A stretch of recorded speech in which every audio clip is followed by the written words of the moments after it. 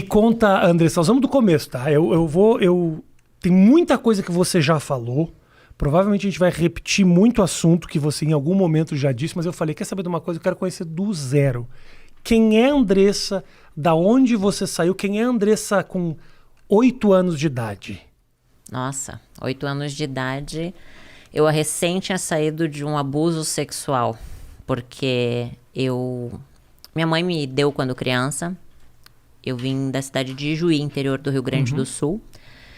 Meu pai é descendente de alemão, olho claro, e eu nasci muito escurinha. Aí quando eu nasci, meu pai disse que eu não era filha dele.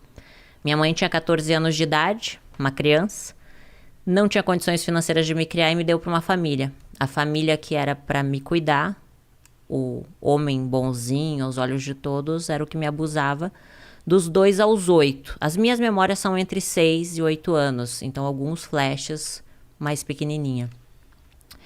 Nesse período, eu sofria muito já, porque quando a gente é abusada, a gente não está entendendo o que está acontecendo, até porque existiam ameaças da parte dele na época, se eu contasse para alguém.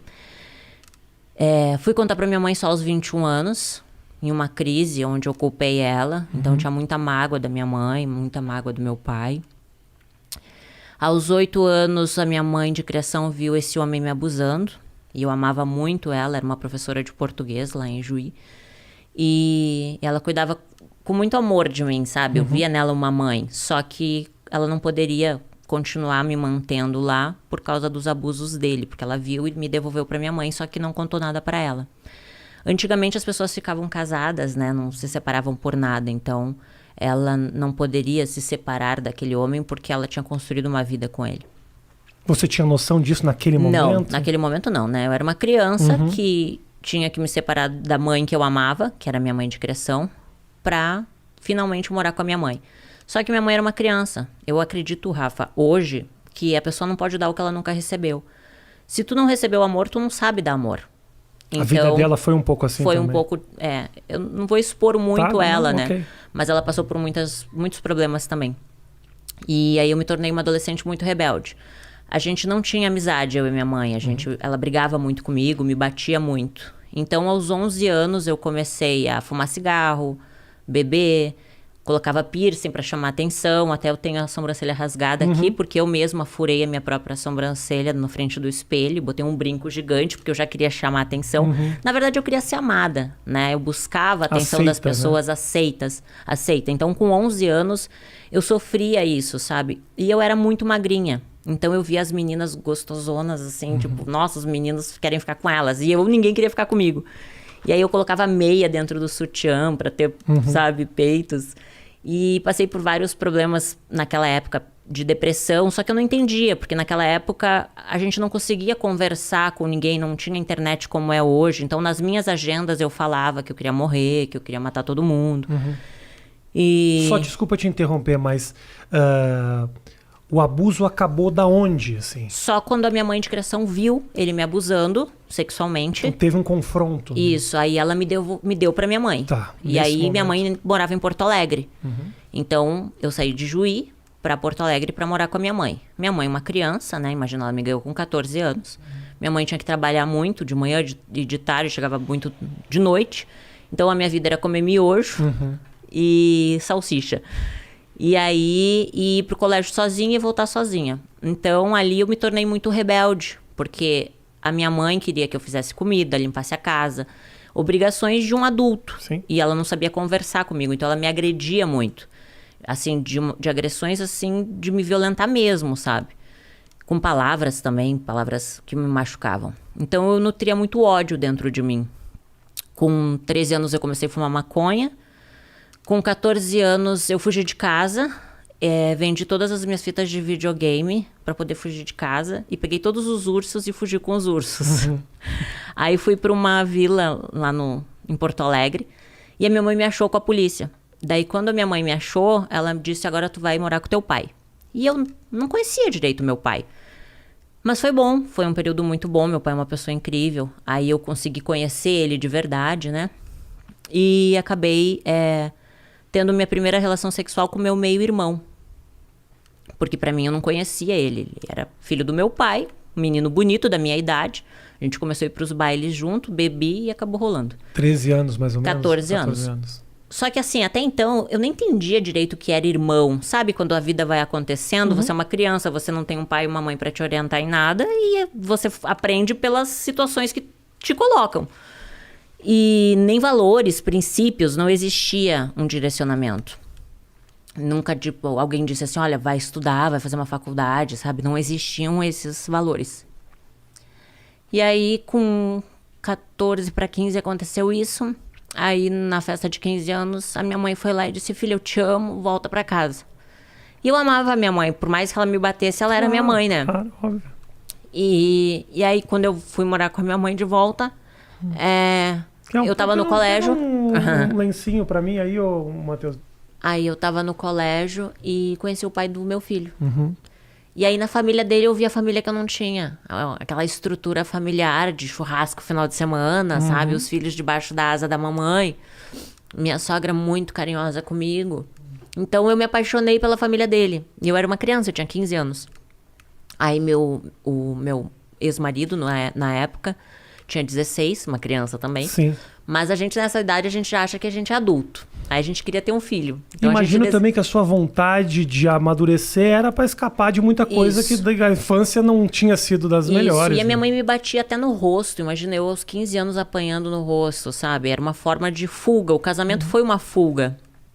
E aí eu me casei achando assim, bom, agora eu vou ter minha casa, vou ter minha família, né? Vou ter o meu filho, vai ser para sempre. Só que quando eu me casei, eu era uma criança. Então, eu morava com a minha sogra e foi maravilhoso. Aos 21 anos, quando a gente foi morar sozinho, eu e ele, a gente comprou um apartamento, eu me vi uma criança cuidando de outra criança, mimada, porque a minha sogra me mimava. Eu não sabia cuidar da casa. Então, eu brigava por causa de um copo de água na pia, uma toalha em cima da cama, sabe? Então, nosso casamento virou um inferno, porque eu não sabia ser uma boa esposa, eu não sabia. Difícil, você era uma criança. Eu era uma criança. E aí, aos 21 anos, só que ali, Rafa, a ambição cresceu dentro de mim. Porque eu comecei a ver as pessoas... Sabe quando você começa a ver o mundo? Pô, a pessoa tem carro. Eu quero ter um carro, sabe?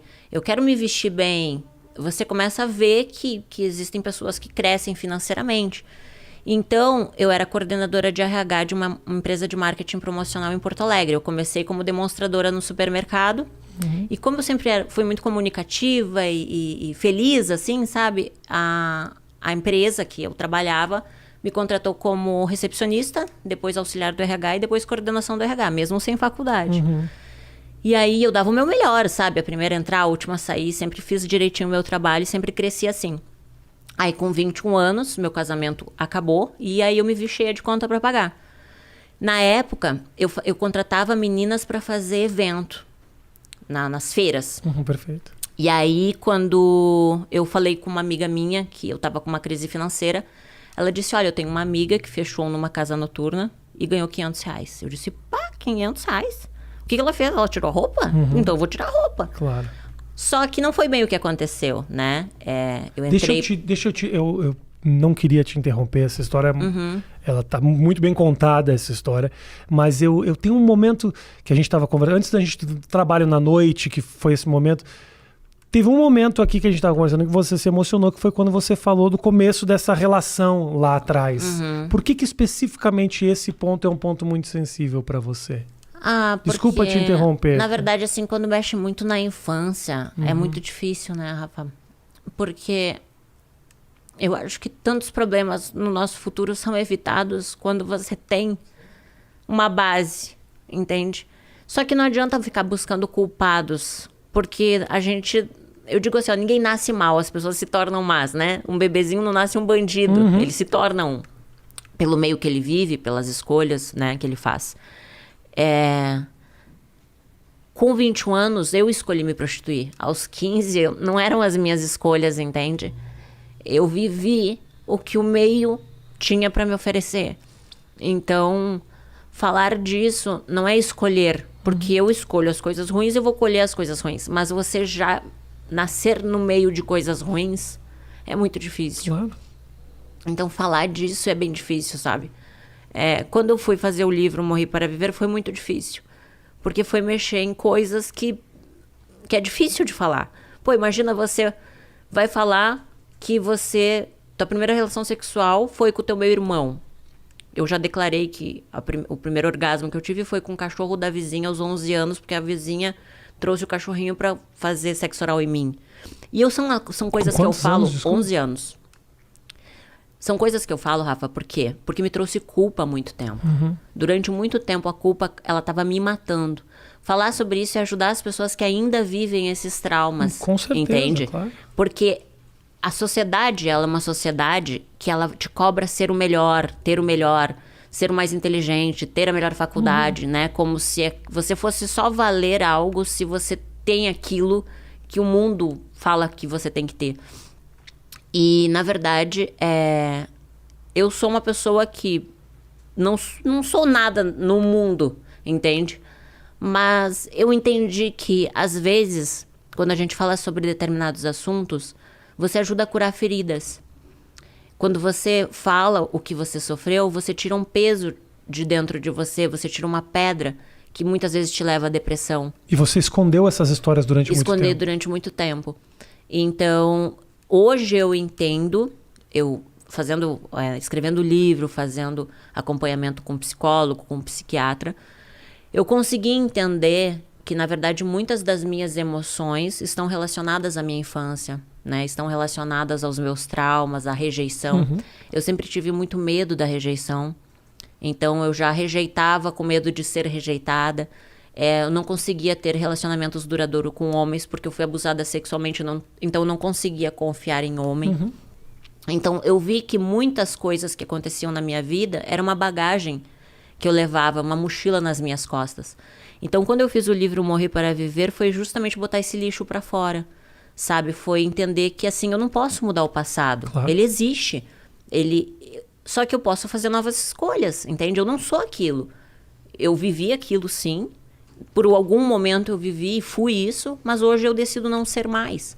E acho que é importante que você também entenda que foi um passado duro, que não dá para simplesmente desconsiderar de que você realmente sofreu, porque não basta só você falar, é você também entender o significado. Me parece que o fato de você entender que o seu passado foi duro faz com que você consiga olhar para frente melhor, porque também só contar essa história de uma maneira quase que não tivesse acontecido com você, também não sei se daria o mesmo resultado. Eu acho, Rafa, que todos nós, a gente tem um propósito, sabe? No mundo, sabe? Eu acho que Deus é vivo, que Deus existe. E Ele dá essa oportunidade pra gente, assim, de aprender. Eu acho que tudo que a gente sofre, a gente aprende. E hoje, olhando tudo que eu passei, eu vejo que mesmo a dor ensinou. Talvez se eu não tivesse passado por tudo que eu passei, eu não seria a pessoa que eu sou hoje, entende? Eu não teria os valores que eu tenho hoje. Eu precisei sofrer, eu precisei passar por tudo isso. Quando hoje eu converso com uma mulher que já passou abuso e ela ainda não conseguiu perdoar, eu consigo saber o que ela sentiu, entende? Não é fácil perdoar, é muito difícil. Você tem a sede de vingança, eu costumo falar que quando a gente tá com mágoa, a gente tá tomando veneno esperando que a pessoa morra. Então você tá criando vários tipos de doenças, tanto psicológicas quanto físicas, por alimentar esse sentimento ruim. Todo pensamento negativo torna com que o teu corpo crie uma reação e aquilo vai fazer mal pro teu corpo, pra tua mente, pra tua vida trava. E você só você pode fazer as escolhas, entende, Rafa? Você pode aceitar ou não, você tem que escolher. Todos os dias você vai plantar algo e a semente, ela não vai dar o fruto naquele dia. Talvez você vai colher daqui 10, 15, 20 anos aquilo que você plantou. Claro. Então, a gente tem que ter autorresponsabilidade também. E aprender a se perdoar. Porque a gente não é obrigado a saber se vai dar certo ou não. A gente vai ter que passar por aquilo. Às vezes a gente acerta e às vezes a gente erra. Então, a vida é um privilégio. Sim.